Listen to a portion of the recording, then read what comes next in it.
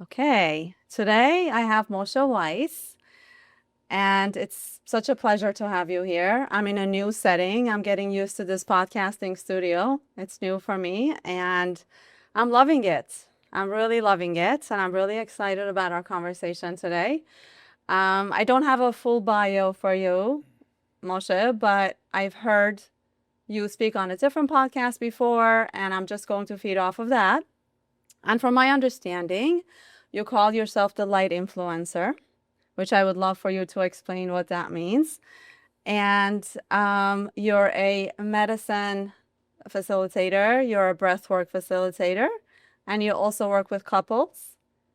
And I'm probably missing a bunch of other things. So I would love for you to explain a little bit about who you are and what you do and what your medicine is to the world. Welcome. Thank you. Thank you. Thank you for the opportunity to bring to bring clarity to what it is that's available out there. So yeah, my name is Moshe, and the question was what I call myself a light influencer. I was struggling with that for a while. Like, what is it that I do? I wasn't comfortable saying that I'm a healer, because you're not a healer. It's just you are holding space for it, and so it gets very complex and technical. And I'm not a coach, and I'm not a therapist either.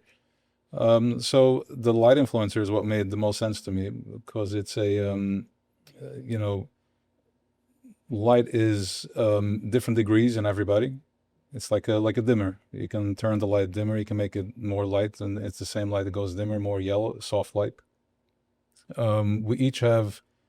And within ourselves, we have all different shades of light. Ultimately, if you go into deeper within self, what we see is light. When we go on a journey, what we see is light.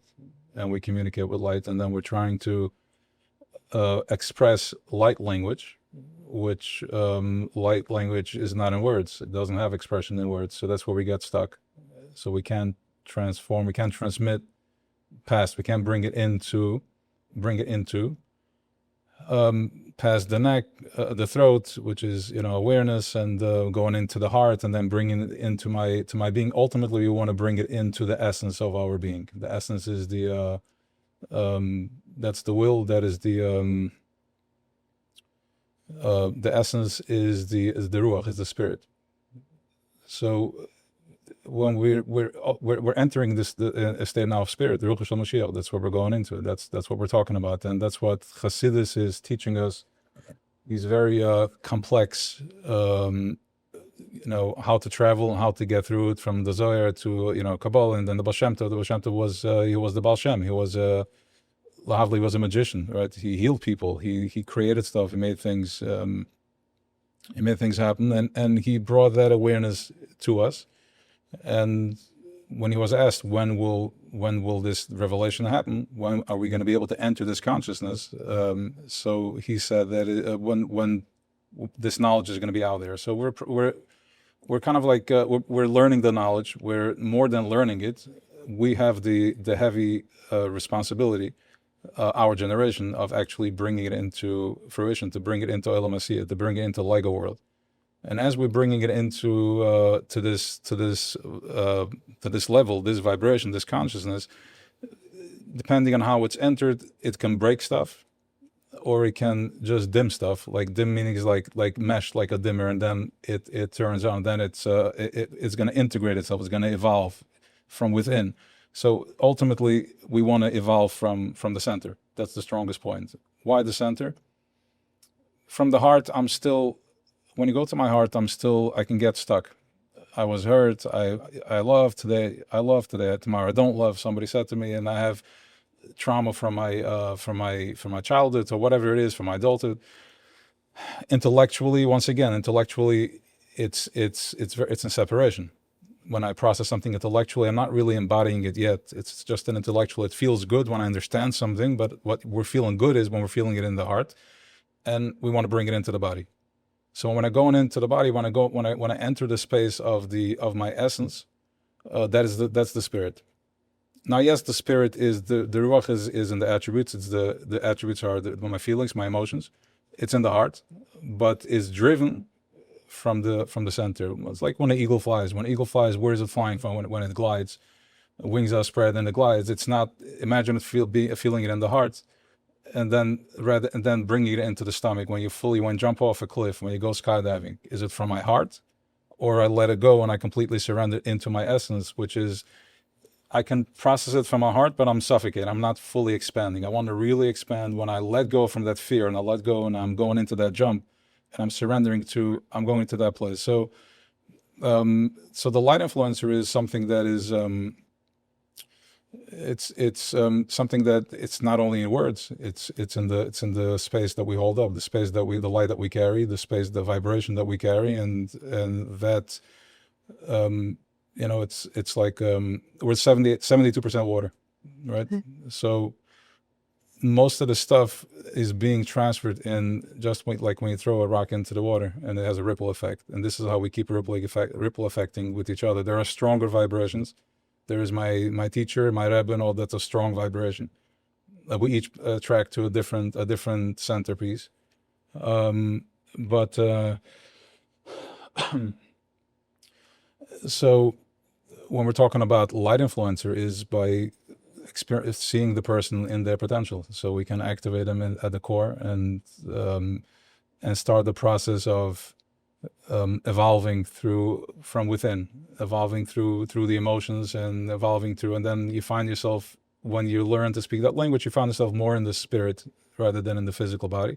In the physical body, we communicate through limitation. I can't go through this wall because my physical body doesn't let me go through this wall. And therefore, if I need to change myself now, like if I need to heal myself, it's going to take me 20 years to heal, because it's 20 years of trauma, at least 10 years to change, because I have to go back to all my traumas and all, remember them, and then I remember deeper. And then when you finally approach the person says, get over it, now you're even more hurt. But if I go into the spirit, I'm not limited by the wall. It can be right now, you can be home right now thinking about your house, or have a concern or a worry, or think of whatever it is that you think of, whatever your heart is, Israel, whatever it is, whatever your heart is. So that's the light influencer. Wow, I love the explanation. Isn't it interesting how we can look at something and think about the same exact thing in so many different ways? Like, different people can have different aspects and different perspectives of the same thing. I like your perspective. It's kind of like, you went into the depth of what healing is, or should be, or could be, in its full potential, which is soul healing. And somehow you related that, soul healing, good. Soul healing, Yeah. and somehow you related that to why you call yourself the light influencer. So it makes a lot of sense to me. Yeah. So can you elaborate a little bit about what started you on this journey? Was it like a personal experience, a personal journey for you, or? First of all, everything is personal. Yeah. Or did you just wake up one morning and say, hey, I just decided I'm going to call myself the light influencer? No, that did not happen. That's not the way things are processed through this. Every step of the way was, you wanted to add to the question, or that we're good? Of course. No, okay. Yeah. Yeah.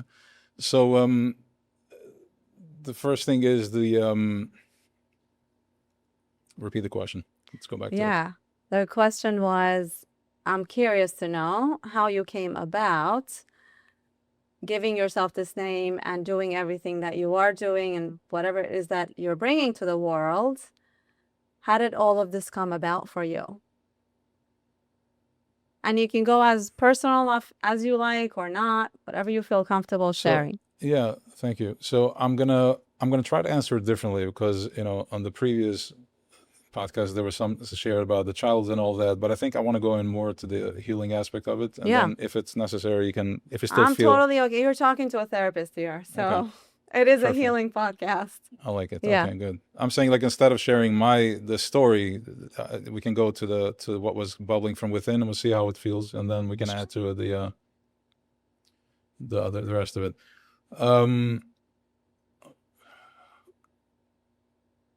Light comes in by way of resistance. That's how the light enters. Only when there is resistance. If there is no resistance, then it's not aware of itself. It just is, because everything just is, and at its highest level, it just is. It's totally fine and not even aware that it is. That's how much it is. Lo neda. It's not. There's no. It's deeper than consciousness. It's going. Just is. Now, this light that is fueling all this. He wanted to an expression. He wanted to create something. Let's just say he didn't need to. Didn't have to, because he's above that. Because he just is, to the point that we don't know. So what happens is that in order to, when you electrocute the water, that's when it becomes alive. So we were electrocuted type of thing, and by when there was a restriction, there was a restraint, a restriction, that symptom it's called, and from Constriction. What's that? Constriction. Constriction. Thank you. And from that triggered a whole bunch of events that are now triggering in this very intellectual light that's just coming up with crazy ideas on how to show up and how to evolve. Now, intellectually, emotionally, physically, we know what that can look like physically. It goes crazy. It's toyu. It's complete chaos. It can go that way if you let things go that way. Yes, at some point he runs everything, and there's something that holds space for everything, and then deeper and deeper and deeper. So we can get into that too. But the different parts of the light choose how they want to enter. So let's understand, because everybody knows that we have a contract, how everything is planned beforehand, everything is written down, correct, but not the way we think. There's a part that's written down and figured out, and there's another part that's playing out. The part that's playing out hasn't been written down. You're talking about before we reincarnate? Yes. Yeah. Yes. So the part that is being played out right now is not written down. We're writing it right now. Right. This is how we write it. We're evolving. And that's where Bechira, the free choice, comes in. Correct. Well, that's also, and Bechira, free choice is not necessarily can I choose right now to become go to space, a space shuttle, fly to space, because I can't. I don't have that Bechira. I have Bechira the ultimate Bechira is that I can choose to accept that tomorrow can be changed, that I'm evolving with it, and I'm allowing it to happen. And then there's different levels. At some point I got to hold the horses by its, to take control. And at some point I just let it go. On an intellectual level, the light chooses how to express itself. And by way of, it's important what I'm saying, but by way of, based on how the expression of what it wants to come to, it become aware of, conscious of, and bring that consciousness and awareness into the lower vibrations, it creates a path for itself. In other words, like the parents and my siblings and my friends, it's almost like we create that as we enter. And sometimes we can see how they completely change. My friends, they get dropped because it shifted, and now next there's no connection anymore. So the way I entered, it just forced me on a journey to peel back layers and really, if I go back to my story, my journey, now that I know that everything is, that I'm just surrendering, I choose to accept what's happening. I can see how there was just an expression that was wanted to express itself. So it's not really, once I can let go, once I can do the healing, letting go, and the radical forgiveness, where I just understand that what happened was for a deeper purpose, not just higher too, but also beneficial, a purpose that's going to bring more awareness to me, to myself, to self. I can let go, and I can actually understand that everything is, the resistance was just something that the light was to trigger the light. My resistance, my story, my traumas are just there to almost like to bring awareness to my awareness. And now I can become aware. And based on how I want my light is intellectually wants to express itself, it took on these different scenarios to kind of like cut the diamond in a certain way. So now I can express myself in the way I express myself. So in other words, what you're saying is that you had to go through that constriction, the trauma, the childhood stuff, and everything you had experienced, which you had perceived as traumatic. And in order, you had to go through that constriction in order for you to find the light and come into a space of light. Is that what Correct. Yeah. Yeah. And what happens is that, what if sometimes too early do we say, Lord, you know what, I don't care. Like my trauma, it doesn't bother me. I have thick skin. What happens is that you stop growing, you stop evolving. a lot of those people fall into the back. You know, Yes. they're just depressed, or there's not depression. There's people that are just like cynical. They just gave up Yeah. because you're not going through the process that what you hear, the lessons that you set yourself up to Yes. be So taught. I totally hear that. And I actually believe that there are different timelines that we're all living at. And, you have so many different timelines. And I feel like, especially after COVID, so many people just kind of fell into that old timeline where they're still in the pain and the fear and the trauma, and everything scares them. And then there's a new virus, and then there's a new vaccine, and they can't wait to go there. And then there are those that kind of did all the work. They did all the inner work, and um, through breathwork, medicine, journaling, whatever it is that they did, and somehow they ascended through that timeline, and now they're in a different timeline. So I don't like to say it's good or bad or better or worse, because it is a matter of choice and what we choose.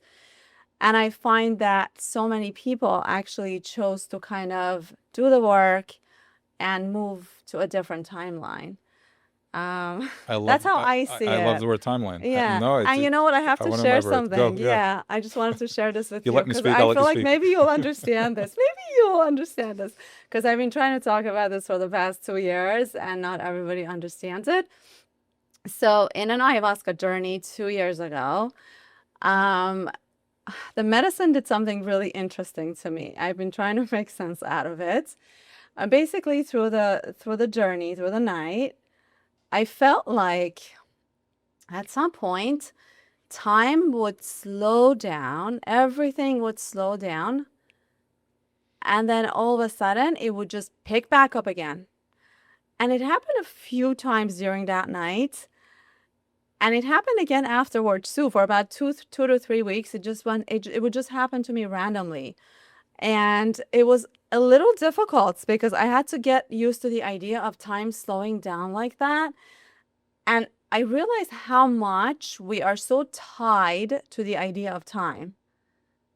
We don't even realize that who we are and how we operate as human beings is so tied down to time.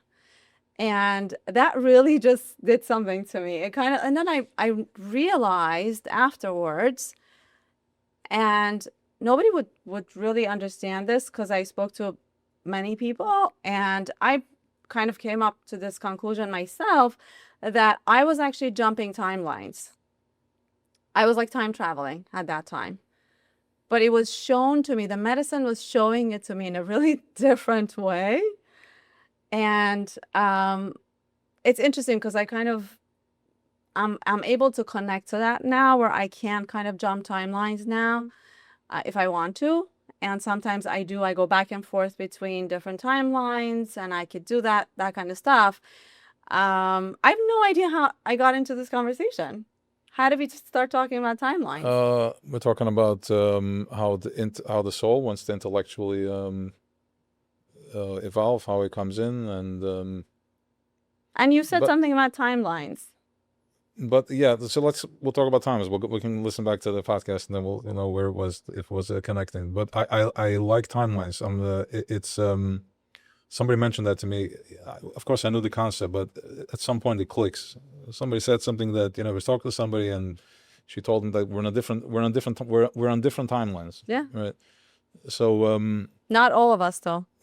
correct. But what's happening is exactly that. Is with everything going on, where there's some people are for it and some people are not for it, and at some point, if you just look at the space that you're at versus the space where somebody else is, you notice that it's just a different vibration. It's just a different space. They're in a different altitude. Yeah. Nothing wrong with it. I'm not, Right. high or lower, but just it's different. And from that place, you can check yourself and see what does it feel like where you're at, how you're floating. Yeah. And that's where you find the spirit, because you're able to. My problems become, instead of going forward like an animal world, they become where I'm standing up. So if I go this way, I got to process 10 years. It's a long process for me to let go. I have to go physically remove each piece from the break it and remove it. If I stand upward, if I'm connected from bottom up, then the energy flows upward. I got the wings where I can just let go. I can choose to, breathe into it, release it, or whatever it is that you have to do to let go of that. Raise that fix that hole, fix that pothole, and you're back to, you just did 10 years of work in a matter of a month, Yeah, or a few sessions. 100%. So actually, that's where I was headed next. I was gonna ask you about breath work and wanted to know. So I'm not gonna ask what breath work is because I feel like most people these days actually know what breath work is in a sense of how they um, in a sense of like a breathwork session or a breathwork journey, although we are breathing at every moment, right? Every moment of living, we're breathing. So we're doing breathwork all the time. We just don't call it breathwork. Correct. So, but I'm just very curious to know what got you into the breathwork as a breathwork facilitation that you do, and what was that like for you? So I was still going back to the intellect versus the right and the left brain. Okay, fine. We'll bring it into this. Sorry, No, it's I good. didn't mean It's good. No, to. it's good. It's good. Yeah. Breath work. You're gonna have to edit that again. Repeat the question. Okay. Go. So I'm just curious, what started you on the breathwork facilitation journey, and how did you find out about breathwork? What was that like for you? So as we know that, like you said, that everything, we're in a breathwork workshop constantly. We're always breathing, and that's exactly very, very good point, strong point. Because if we're going to wake up to the fact that we are in a breathwork workshop. Let's, like I always told, when people come, the back hurts. I'm like, look, if you're gonna go to the acupuncture, you're gonna get acupuncture now. If you're gonna go to physical therapist, physical therapy. The surgeon's gonna do immediate surgery. Right. And over here, we're going to breathe. So we just want it for all the people that are not so. And you don't have to pay for it. What's that? It's free. It's not free, but Well, once you're in the space, you can breathe for free. that's true. For people that are asking, like, can breathwork really heal everything? Yes, of course, but it depends, where you're at and what's happening. Sometimes you can't. It's too intense. Yeah. The heavy matter is so intense that you have to go to. You're at such a low vibration, or whatever it is, that you took on such a high mission that you dropped so low. It works the same way. You have to go to physical, you have to go to a doctor, you have to really check yourself out and get, the conventional, this type of medicine. But breathwork can heal. Of course, breathwork can heal. Yes. So what happens is that the same way that you can heal intellectually, and you can heal more, and you can heal in the spirit, and you can heal in the physical. They have also figured out in intellectual levels. They figured out how to trap the mind, to block that. Meaning, blocking energy means that there is a lower vibration that we get put under. So I have to filter through all my thoughts, and all my speech has to be filtered through their way of thinking, which means their culture. I'm not in my culture is, let's say, Paris, or my culture is Russia, or my culture is Israel, whatever my culture is. Now that I'm living in another place, so I'm filtering my expression that comes through that filtration system. And sometimes it's an upgrade, and sometimes it's a downgrade. But it's definitely not home. There's an uncomfortability there, because when people are home, they look fit, they look good, they don't need more, they don't need to indulge more. So what they did is they just changed the breath to get you into the culture. Instead of them telling you, you should wear this, or you should eat that and do this, the breath gets dialed in a certain vibration, in a certain rhythm, and automatically we're going to be looking and searching for that news, for that movie, for that food, for that type of fight, for that type of aggression, for that type of expression. We have different expressions here that we have in Europe. Motorcycles, or football, or this ball, that ball, different aggressions, different energies being worked Right. out, worked through. So the breath is people are, if you want to look at it from the breath point of view, people are trapped in their breath. We are trapped simply. Let's take all the stories and all the traumas and all the shortcomings and my judgments and shame out of the equation for a second. Let's go to the core of it. The core is that I was pressed down and I'm breathing like this. When I stop breathing like this, automatically parts of my brain are going to start collecting dust. And when it collects dust and I see light through dust, it has a certain image. Parts of my brain are going to get dried out, and that's going to bring on depression or sadness. And that is simply this. So now they tell you go to therapy or whatever it is that you're doing, and you go into therapy, healing, whatever it is. But the idea is that you're still not addressing the core of the issue because you're still not breathing. You're dealing with the stuff that happened as a result of me not breathing the correct way. So now I'm dealing with a whole city, a whole buildup over here that has nothing to do with me. Yeah. Right? I want cake, but I'm not going to, and I'm going to keep eating a vegetable, but I'm not getting. I wanted that piece. I want that. I want that fix. Right. So yeah, we're dealing with the inner child work where we're going through the process of moving pieces because everybody wants to be met before they let go. You need to know my story first. You know what I went through. I want you before I surrender because I really need to understand that you understand how sensitive I am and how deeply hurt I am. And then from that place, I'm going to trust you if you want to tell me to let go. But first, so yes, we want to listen to the story. But then. We want to go when we go into the breath. If we change the breath, what happens is that we're now shifting from the body. The body takes on once we stop breathing. We get programmed to breathe a certain way. Some people are hyperventilating. Some people are not breathing. Are just turned off completely. Once you start breathing. Once you stop the breath, different heaviness, matter start taking on the body. Takes in metals.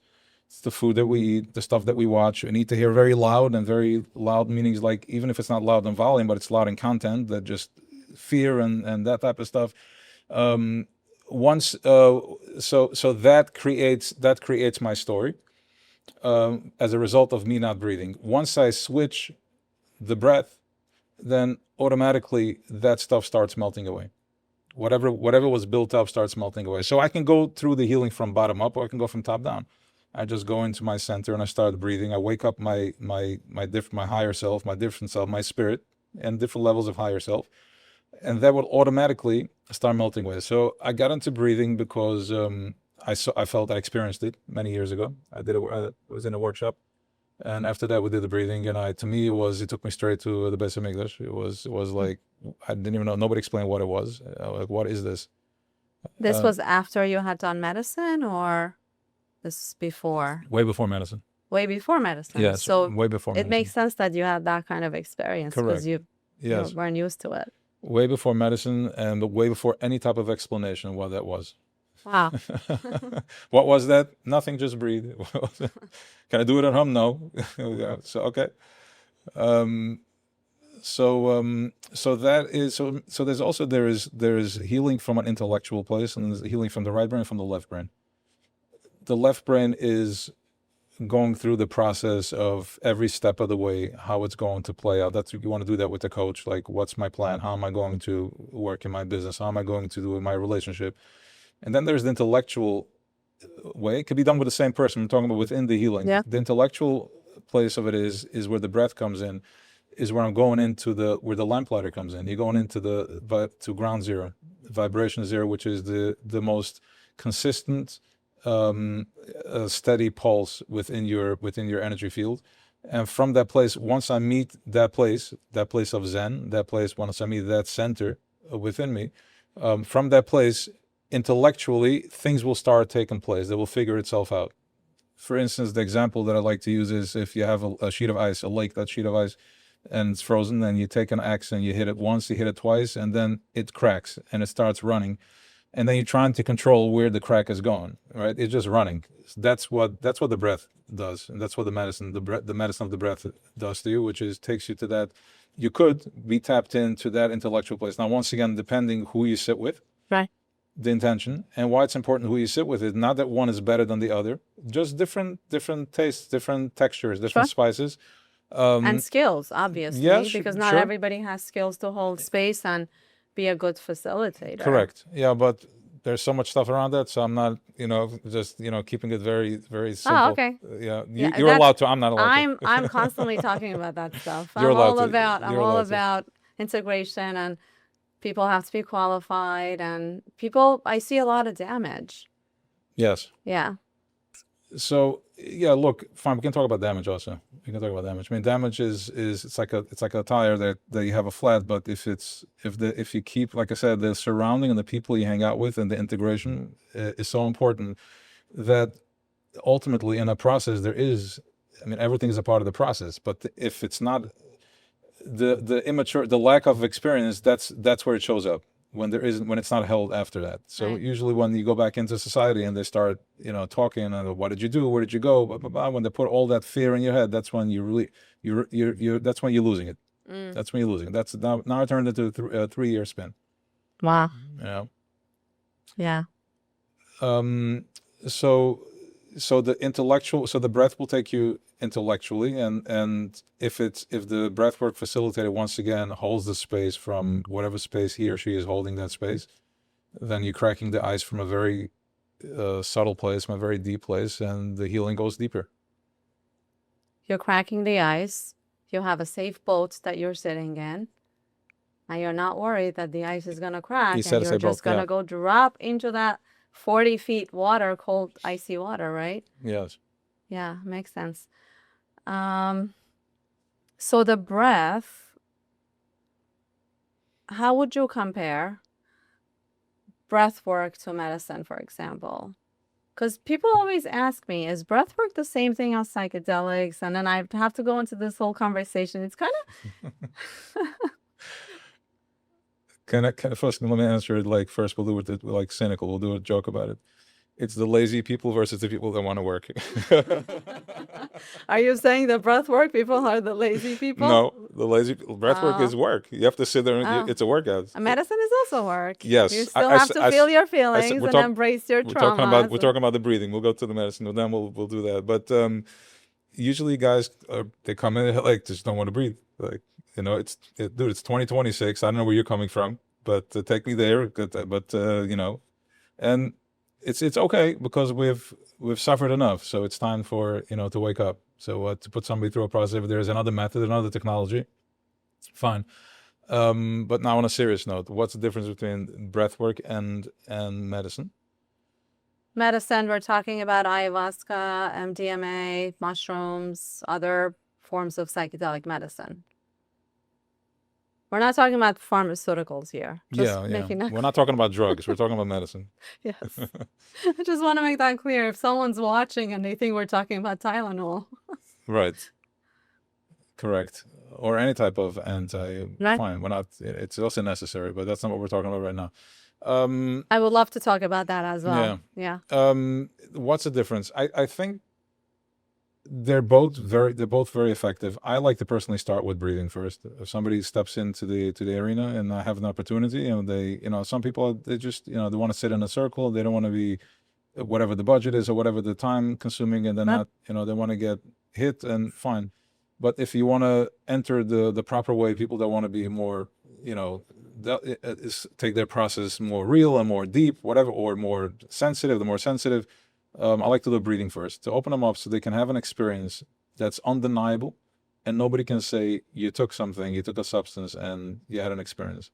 So you go into that space where you're entering in, you're activating another click. You go to another click and you see another dimension, and you saw that on your own.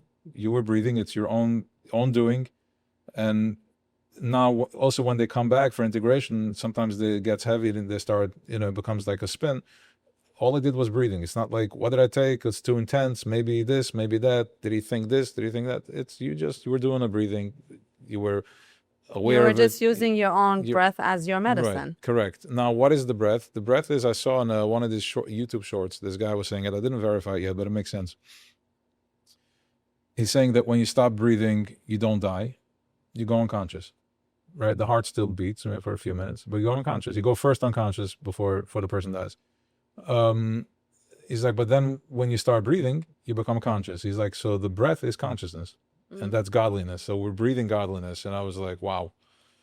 That's a beautiful way to say it. Yeah. Yes. Yes. So then that's what it is. We're breathing consciousness, and there's a where the pilot, where it's coming out from, how we view. How do I say it? Like you have the projector and you have the what's in front of it, the movie that's being projected. So based on the projector is my intention. Wherever I put my intention, that's what I'm going to start projecting. So the laser light is coming on. Sometimes in the beginning it's a heavy one, it's a harsh, it takes out your eyes because we're still there. And as we get more and more refined, they go deeper within myself, and more forgiveness and more calmness, stillness, whatever that is. Sometimes stillness is standing up for yourself, by the way. And when you're going into that now, when you start projecting with my intention, you start seeing a different picture. And then comes the integration, taking it into the body. I want to feel it. What does that feeling feel like when I take it into my heart center? Yeah. What does it feel like when I take it into my my will, my roots, and my solar plexus, and then in my desire? They're all. And then comes the ultimate one, which is the tribe. Where do I come from?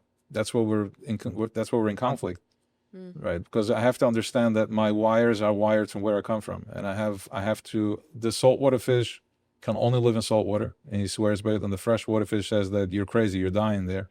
You can only live in fresh water. But if you mix them, they're dying. They can't. They each need to be in their space. And it took me years to understand that. Yeah. And then to to process that, to integrate that, to the best that I can, with what to accept, to be in a different space, but yet to be within my tribe. Yeah. Yeah, and I'm glad you mentioned integration. What does, as a plant medicine facilitator, what does integration look to you like? Integration is, let's go like this. Let's start with the physical. So it's mind, body, and spirit. The physical would be definitely a schwitz, a sauna, a sweat lodge, yoga, Pilates. And some still like the weights. They need that too. Whatever it is that will ground you back into your body. Then hydration. What else we have going on over there? Ice baths? Yeah, cold plunge. Cold plunge? But mainly try to keep the process within your gut. Like I do this sometimes after we finish a circle in the morning, and I remember when I used to be very like loose and everybody sharing their, and we're spillage. It's just it's spilling. It becomes too. You just inflated yourself with a very high octane, with a very high breath, a very high energy, and by sharing it, we're dropping it. You're getting the excitement because you want to share. Yeah. But you're giving it away by sharing. You want Right. to hold it. And sometimes people regret. I mean, when people come to my ceremonies, sometimes they'll text me afterwards and say, I feel so bad. I feel so much shame. I shouldn't have said that, or I shouldn't have shared that, or I said something about my mother and my neighbor was there and she's going to go tell my mother, or there's this sense of like I gave something away from myself and people regret it afterwards, which also, by the way, you have to hold space for as a facilitator. So sometimes I kind of find myself talking to people and texting back and reassuring them that it's okay and it's safe and you're in a safe environment. And of course, there's no guarantees because people talk, right? But at the end of the day, I hear what you're saying about oversharing or sharing something or spilling, and then right after a journey, and how that may not necessarily be very beneficial. As we start off the podcast with the sharing from the energy, from the light point of view, what it looks like. So let's go into that. Okay. You just touched on that. Yeah. When we're going into the breath, or we switched to medicine already, or we're not. We're talking about whatever it is. Okay. Yeah. So we're going into the breath after medicine. We're in the center. You're in this very. It's the same, by the way. Yeah, Whether it's breath or medicine, it is. it's the same kind of process. It is the same, yes. Yes. You're going into that place of stillness where the water is calm. But before that, even places that the water was calm, it wasn't from a place of it was from a place that it wasn't aware of itself. It was asleep. So now you have this deep fountains within you, these waters and these awarenesses that were triggered. They're It's like open. an awakening. Correct. You're in a very high vibration. A lot of things don't really bother you.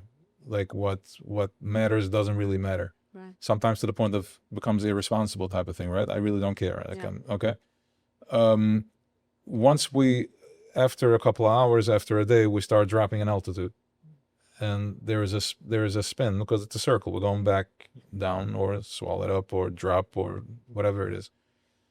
You want to avoid any type of reason for something else to enter your awareness, and then how you need to think about that. Why did I say? Why did I say that? Why did I give? Why didn't I give that?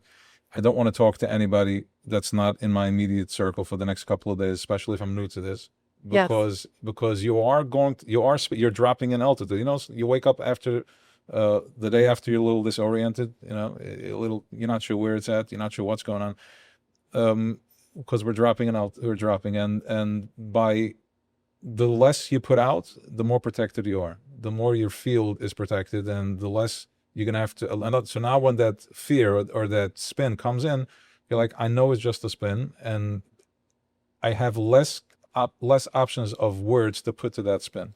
So I know it can get trapped into a physical. It stays in a vibration, stays in an energy. So I can just breathe, or go to a sweat lodge or whatever it is, and release that, or go for a run and release that, or breathe, raise the vibration to breathing. Yeah. Or journal. Journal, yes, journal is good.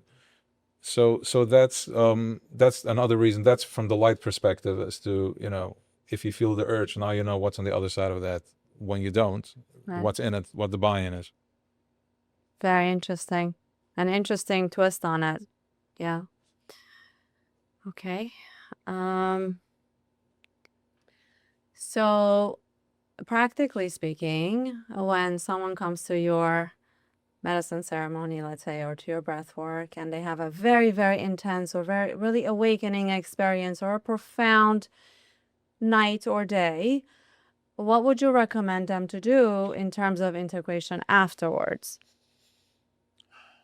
Yes. So we covered the physical, we'll cover that. Now we'll talk about the talk, communication, words. Words now need to go to the programming. You have to go for the integration. The programming is going to give you the words to this language that you downloaded first within your deep conscious, which is not expressionable.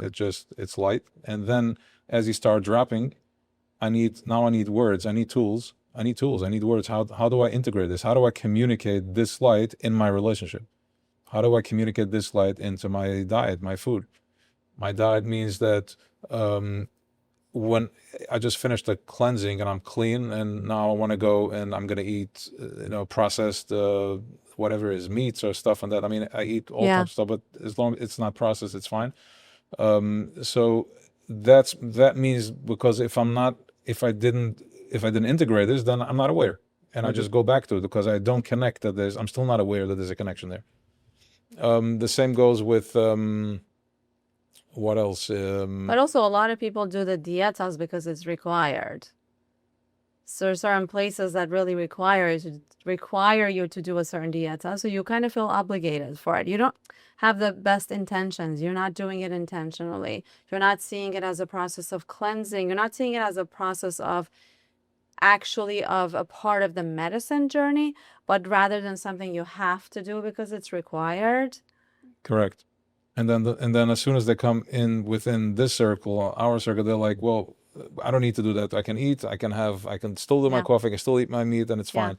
It always amazes me, by the way, how people I've seen people attack food after an ayahuasca ceremony. Yeah. I personally could never eat anything after for like 3 days. Right. For some reason. And some people could just eat and stuff themselves, and it just fascinates me. No judgment. Yeah. It's just fascinating to watch. Some people feel like it was a workout. I mean, they wrestled with something when the process is still in that space or isn't that space. They dealt with something physically. So after that, they feel they want to replenish. Some people maybe it's grounding to them. And then it's grounding. Yes, that's what I was gonna say. So it's important, like a soup. A soup is grounding, and I like to have greens out there. So if you just for that reason, because if you want to just eat, so yeah, you can do that rather than crackers and heavy stuff. That's so smart. Yeah. Then words and integration, talking about how to bring it into the relationship within yourself, relationship with your spouse or the kids, a relationship within your spirituality. How do I align this within my spirituality, whatever it is, from wherever you're drawing from, whatever tribe you're at. Yeah. And it also, again, it amazes me how some people can just go back to ayahuasca every week, week after week, or every other week, or once a month, or it kind of like just becomes a part of their programming in a way. It's medicine they kind of escape to without doing any integration. They're not interested in therapy. They're not interested in talking. They're not interested in the process of actually changing something about their lives or how they operate or their beliefs or their belief systems, but they kind of just escape to the medicine over and over again, expecting the medicine to heal them. Do you find that as well? Yeah, so the thing about with the medicine is that unlike anything else, for those that are just taking it without doing the integration, eventually it's going to catch up. It does catch up. How does it catch up? It becomes too much because your nervous system can't process anymore, and it becomes something that you feel like now you need a purge. You need a purge. You need to do something. Or the medicine is confusing him. He became crazy and she became crazy. Actually, I know someone that just went into psychosis because of too much ayahuasca. So right. Yeah. Yeah. So look, it's strong, and it needs to be held. It needs to be processed. But regardless, it pushes people into to a process. One way or another, you're gonna have to face that part of yourself. By me, yeah. I mean, people come. There is. We talk. We combine. We put in the Kabbalah with Hasidus, with all the teachings within that to teach the language of light. They have a language for that light. Wow. Which explains to us what's going on and what's accessible and what to ask for, what to aspire for through our teachings. That is so interesting that you would take a native plant, a native medicine, and you would bring it in and you're giving it a perspective through the perspective of Kabbalah, and you're kind of like giving it that framework. Right. That is really interesting. Yeah. So for those that are gonna say that we're mixing the Kabbalah with something sacred, something this, look, the work is that it's all in the intention, and that's one of the reasons why I've done my journey. Most of my journey I did without any of the side effects. I did it with the inner child work and just went through the struggle and the hustle and every step of the way, dealing with, as far as when it came to relationships, relationship with my spouse, with my kids and all that, still working on that, So there was always there was something deeper. There was a deeper mystery. There was something deeper that I couldn't access, that I felt that I'm not accessing. I can't tap into. Now, is it accessible to some? Yes. Good for them. If that's the vibration they're in, they don't need to.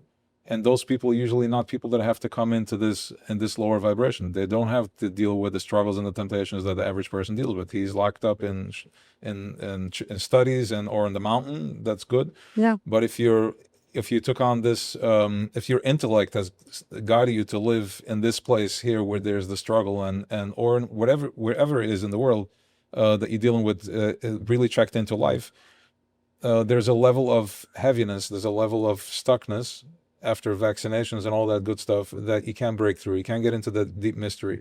And once again, it holds us, keeps us hostage by way of breath. You change your breath, panic or whatever it is. The medicine, the plant is an intelligence. I guess it's a type of intelligence that is also holding its simplicity, because sometimes when we get into a process where we start struggling within ourselves, it's unforgiving, right? It's forgiving, but it's unforgiving. Like it's holding you accountable to that. And then there also has compassion. It's like, fine, I'll let go of it. Yeah. Like, sometimes she has too much compassion. Sometimes you find the corner and you find the way of breathing and you're like, okay, it's after 20 minutes, it's safe. Brutal. Right? Okay. Yeah. So that, because it's holding space for a certain truth, and the opposition that's opposing that is the resistance to that truth. But what's pushing that position is a deep truth within me that's saying, no, no, no, I want to meet, I want this breakthrough, I want this to dissolve, I want this to dissolve. And until we learn to dissolve by way of just surrendering instead of Sure. breaking, like for years I just broke because that's what I knew, right? With just going through the diets and the, running for miles and Yeah. cycling for hundreds of miles and just being really hard on self and getting to that space, finding It's that space of Zen. self-brutality. Yeah, Yeah. yeah, Yeah. like long workouts to find that moment of, Yeah. of alignment. Yes. And we can do that in life, and we can do it through a medicine journey as well. Correct.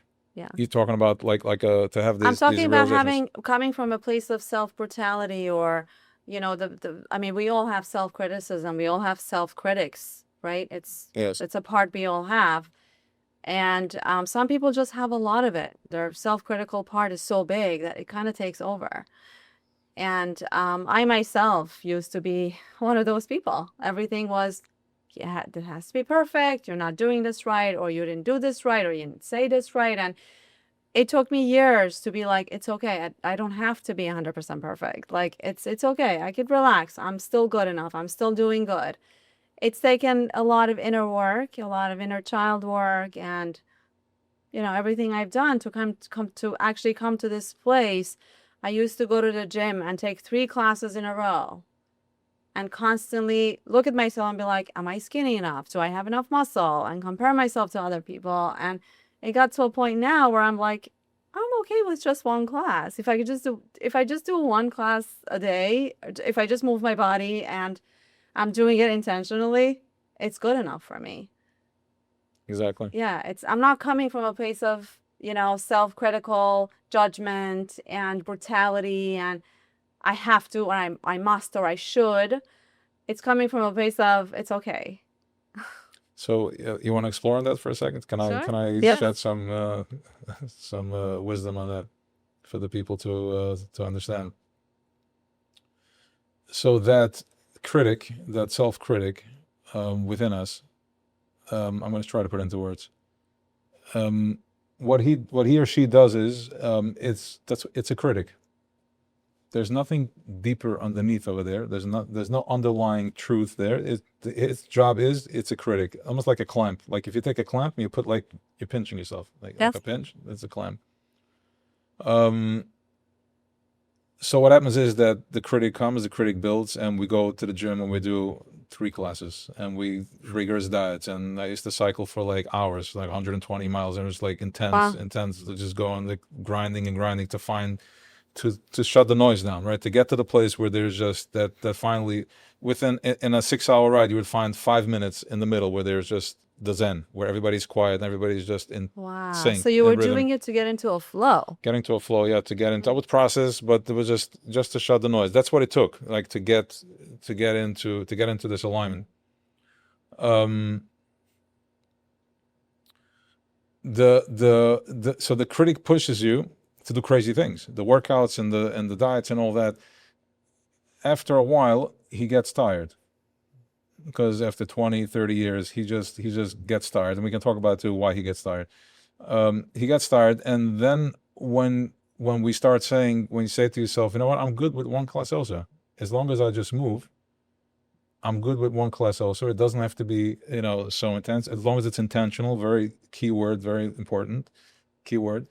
So what's happening is that the minute we say that, what's speaking is a higher sense, a higher self of me. This part of me that has more compassion, that says, I like myself. I don't care how toned my muscle is. I just want to feel good. And how do I feel good? If I do 1 class and I do 1 intentional run, 20 minutes of intentional running or whatever it is, I'm feeling good about myself. That part, now what happens is that, and then the critical side, what happened to him was, when you stop giving into him, he just dissolves, because he's only alive as long as he complains. And while he complains, we keep feeding it with more intense being hard on myself. Yeah. So the minute I let go of him, it's not that I'm tapped into something. It's okay. He dissolves because we're not feeding it. We're suffocating. He can't exist in this space of acceptance. Yeah. So the critic to begin with is just a made-up thing. Sure, it is. I mean, it's in us. It's a part of us. It's usually a parent's or a grandparent's voice that was kind of reiterated over and over again, and it became a part of our sense of self in a way, although it is not a sense of self, because our sense of self is something entirely different. But we get so attached to it that it becomes us. So not only we're critical towards self, we're also critical towards others, our spouses, our children, our clients. And until we actually tap into the Some of my clients think, self-compassionate and I like you part, said that. yeah. And it's not like we have to get rid of it. Because I do a lot of IFS too, in psychotherapy. And I always tell people it's not about getting rid of the self-critic. It's about understanding that it's there. It served a purpose, but now it can you can negotiate with it. I teach clients how to negotiate with the self-critic and be like, you know what, you're kind of tired already. Like, it's okay. Take a day off. I got this. I got this. Let's tap into self-compassion. Let's see what Mr. Self-Compassion has to say today. Or find a creative way to get them to understand the different parts and kind of like work with these parts. We're not getting rid of them. Let them be there, but they don't need to rule you. You don't need to entertain them all day long. If Correct. that makes, Absolutely. yeah. Yeah. The critic was also there to protect us, Sure. because this innocence that we each have within us, that you find in a breath work or in the medicine, what does it look like even the next day when we're off it, or you're off it? What does it look like if you come into to the general population? What does it look like? You get swallowed up in a second. Sure. Especially So- if you carry a lot of light. Yes. People will drain you. Correct. Yeah. So that critic protected us.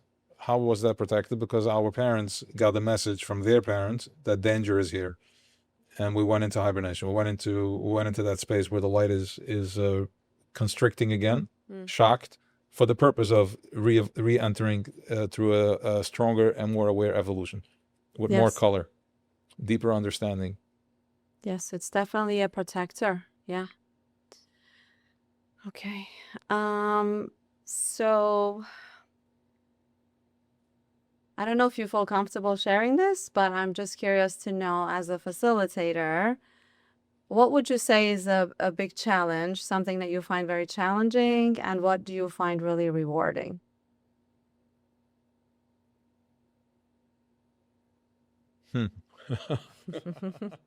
I caught you off guard on that. Okay. Oops. Fine. I like to hear sometimes a question twice so it can trigger Sure. deeper. So So let's hear it. let's go with what you find challenging in your work. In my work, what I find challenging? Something that you're still working through and growing from and trying to find ways to refine, maybe, if that helps. I guess being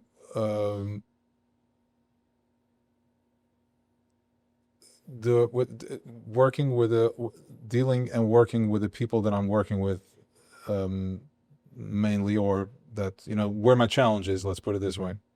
So coming from a place of where I come from, a place that I left, I grew up in, in Williamsburg, coming from that place, seeing the world from that place, from that lens, and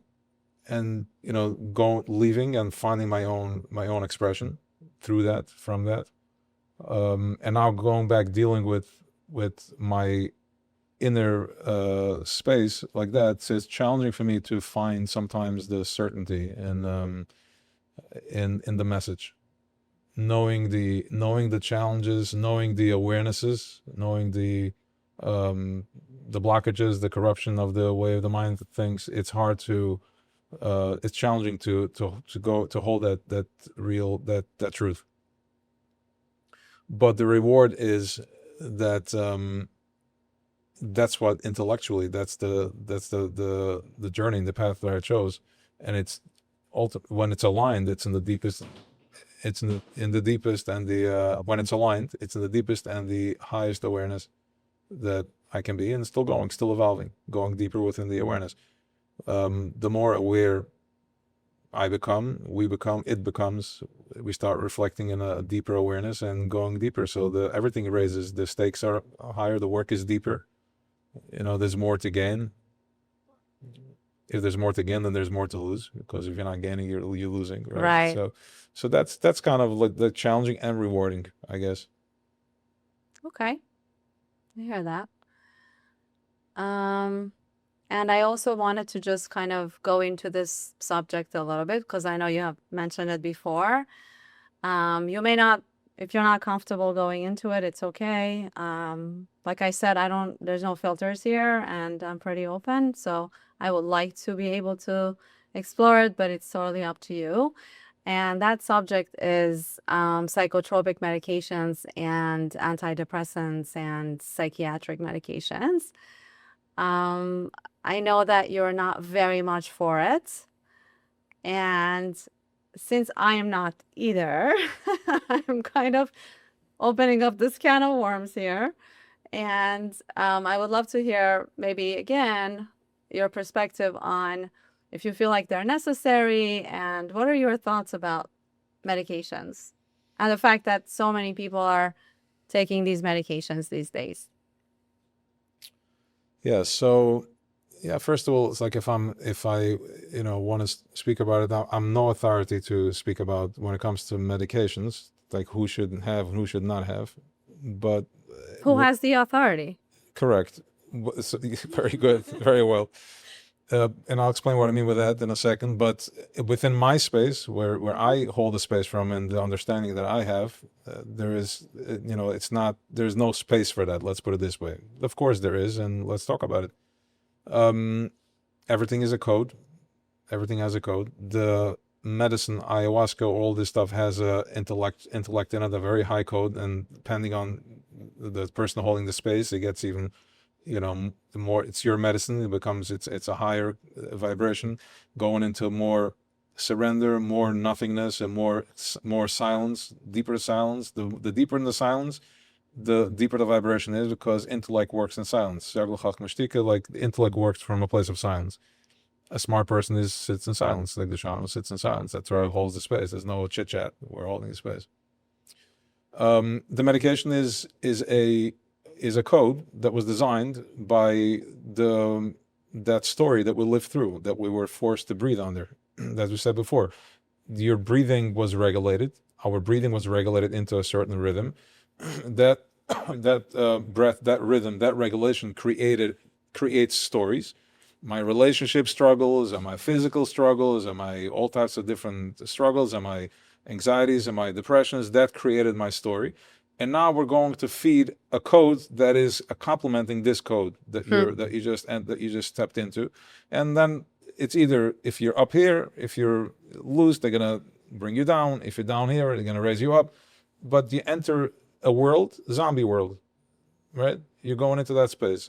That I'm being a little extreme, but fine.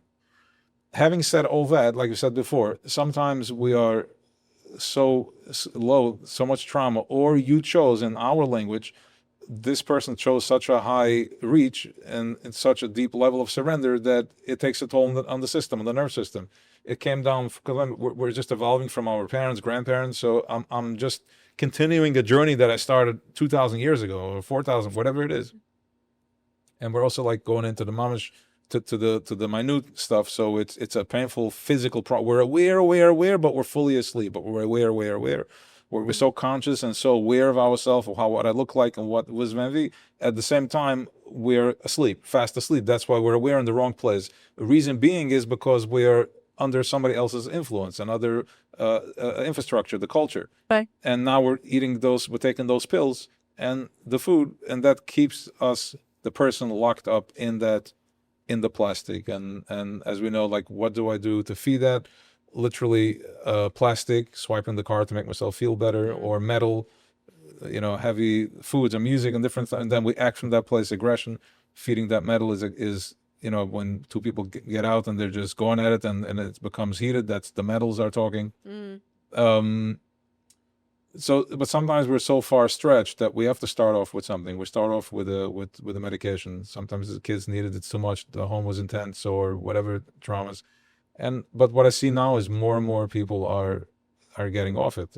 I mean, once they finish, they go to and the doctors are okay with it. Like they go to the doctor, say, like, I want to start weaning off it, and they're like, okay, which is they're fine with it. So if it seems like, you know, it's there's a shift in that too. Do you see a shift?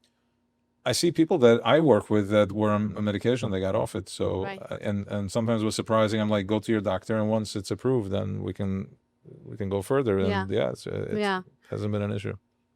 I see both. I see people getting off of it and going towards plant medicine and other healing modalities and actually feeling their feelings and processing them. And then I see people that are just continually on these medications and they're just hiring them or changing them. And they're like zombies, just like you mentioned. And I have a very hard time with that. I feel like it's an injustice in a way. And that's why I started speaking up against it, because I feel like we're just doing, doctors, whoever's prescribing these medications over and over again is actually not doing these people a favor. I can understand why somebody could be in crisis. As a therapist, I see people in crisis all the time. Divorce happens, miscarriages happen, breakups happen, all kinds of things. And yet, I feel like trauma happens for a reason. And we're not necessarily learning how to sit with that and process and work with it. We would rather just numb ourselves and not feel that pain. And once somebody gets on the medications, it's very hard to get off of them. I see people struggling all the time. As a matter of fact, when someone calls me as a new client, I always ask them, are you on any medications? And if they're not willing to get off of their meds, I don't take them on. Mm-hmm. Because I can't even work with them. How can I do deep work? How can I do a hypnotherapy session, inner child session, or even breath work or anything else like that with someone who doesn't have the capacity to really go deep within themselves? People lose that capacity. I really feel this energetically. I feel like they're just disconnecting from their soul in a way. These medications do that over time. And it's very hard to get back into, who they were before the medications. So I'm not a big fan of it.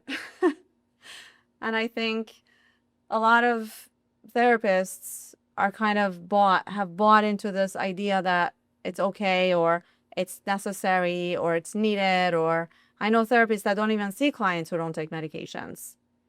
They would rather people are controlled and they just sit and do talk therapy and yeah. So sometimes, first of all, the people that are on medication, that they're breathing, they can't go so deep. They can't activate. They can't. Even with medicine, they can't go deep. Right. Yeah, exactly. Even with Yeah. medicine, because it's blocked. I don't serve medicine to be. That's one of the first questions I ask. Right. Even for my breath work, like my ceremonies, if I'm, answering a call and somebody wants to come for the first time, are you on any medications? And if they tell me I've been on Zoloft, first question after that is, can you feel anything? Can you cry? If you want to come. It's okay. I'll hold space for you.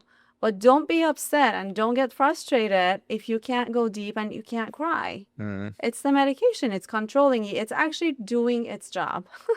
Right. It's doing a great job for you.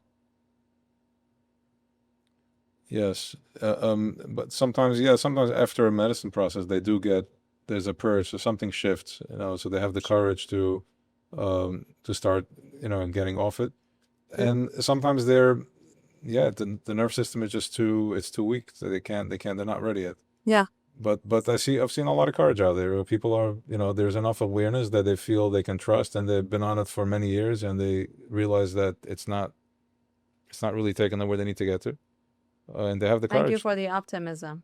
I needed to hear this. Yeah. Yeah, of course. Okay. The restriction triggered the optimism. The pessimism triggered the optimism. That's right. Right? That's it. That's You got to have both. That's the conversation. Otherwise, the information stays here and nobody knows about it. Yes, definitely. Definitely. Is there anything else that you would like to share about your experiences, about, what people need to know about you or anything? Yeah, maybe I'll add that different different schools and different medicines, and ultimately each space, each school will take you to a different place. Each yeshiva will take you, each college will take you to a different place, a different kav. There is a there is a space of cleaning out the garbage, and always going into that. Like, I always tell the people, the guys that come, I'm like, look, not every process has to be, not every time you want to have a meeting with yourself does it have to be with a fight. They have to, like, I'm afraid, I don't know, it's going to be intense. Not every time you say hello to yourself you have to beat yourself up. So I call it a prayer. I call it a tefillah. It's a tefillah. It's a meditation. There's some cleaning, but I try to focus on going into your space within yourself, going into that vibration, going into that thing that orchestrated everything. That there's a deep calling. There's a deep something that is yearning. There's a deep yearning within my heart, something that I want to access and I want to make contact with, and that's what the intention is. And people out there, wherever you go, that should be, shifting from wanting to go into my pain and dealing with my darkness, and going into the light, because the darkness is only there as a result of the light. So by as long as we're still working with it, it's like that clamp, that critic. You keep feeding it. Take whatever medicine it is, the breathing, or whatever medicine you take, whatever you do, you read, or intellectually, from a place of light, going into the place that there's something deep within me that's holding space for all this. There's a purity, there's an innocence, there's a light, there's a truth within all this that orchestrated all the pain and all the challenges and whatever it is that I'm dealing with and struggling with. So to enter to that space, yes. To keep that in mind. That's what I would that's what I'd like to add. Yeah, indeed. Do you have, next question is, what is something that you're most grateful for today? Today, right now, as we sit here? Or...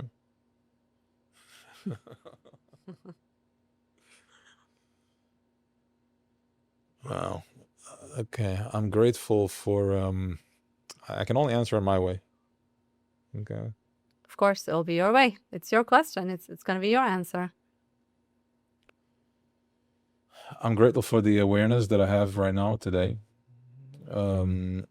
within myself, about myself, that I'm content, and I'm in whatever is that, just by being me, just by being self, sitting here right now,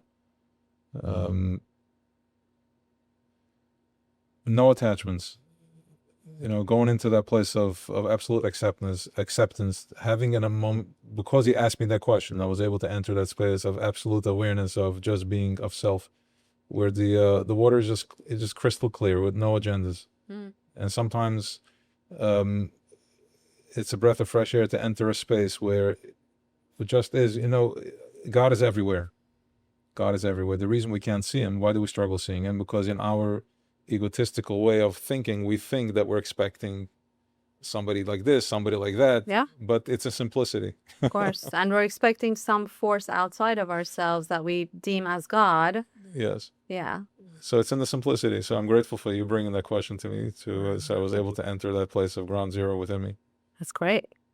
Well, thank you so much for bringing your authentic self here and sharing all of this information and yourself. I really appreciate it. Thank you. Thank you for the opportunity. Thank you. All right. Cut. Okay, that was great.